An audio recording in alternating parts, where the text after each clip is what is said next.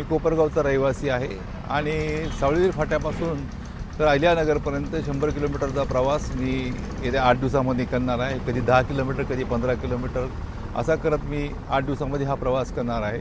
अर्धनग्न राहणार आहे. कारण काय तर हा जो अहिल्यानगरचा उत्तर भाग आहे हा एकेकाळचा महाराष्ट्राचा कॅलिफोर्निया म्हणून ओळखला जात होता आणि हा उत्तर भाग जोडण्यासाठी राष्ट्रीय महामार्ग क्रमांक 160 जो साईबाबांच्या शिर्डीतनं जातो, हा शिंगणापूरपासून पण जातो, शनिदेवापासून पण जातो.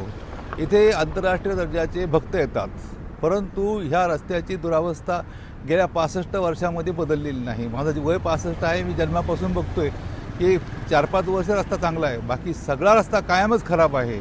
या रस्त्याचा इतिहास जर बघितला 2006मध्ये याचं कॉन्ट्रॅक्ट दिलं गेलं होतं चौबंदी करून देण्याकरता. तुमच्या हातामध्ये डस्टबिन आहे, काय नेमकी ही कचरापेटी आहे की माझा जिल्हा कचरापेटी करून टाकलेला आहे. माझ्या नेत्यांची जी मानसिकता आहे, जी बुद्धी आहे, ती पण कचरापेटी झालेली आहे.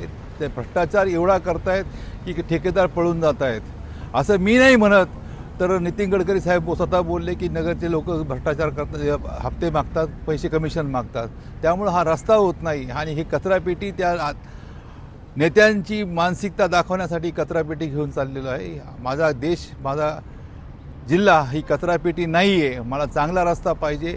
10 वर्ष कुठलाही खड्डा नको. आणि या रस्त्याला 100 वर्ष जुनी वटवृक्ष त्यांनी तोडली, कत्लेआम केली 2006ला. 3800 वटवृक्ष तोडलेत. आता त्याच्या बदल्यामध्ये आम्हाला तेवढीच झाडं लावून पाहिजे. या 2 मागण्यांसाठी मी चाललेलो आहे. तुमचं नाव काय आहे? संजय बबुताई भास्करराव काळे. मी एक निवृत्त मेडिकल रिप्रेझेंटेटिव्ह आहे आणि सध्या सामाजिक काम करतो.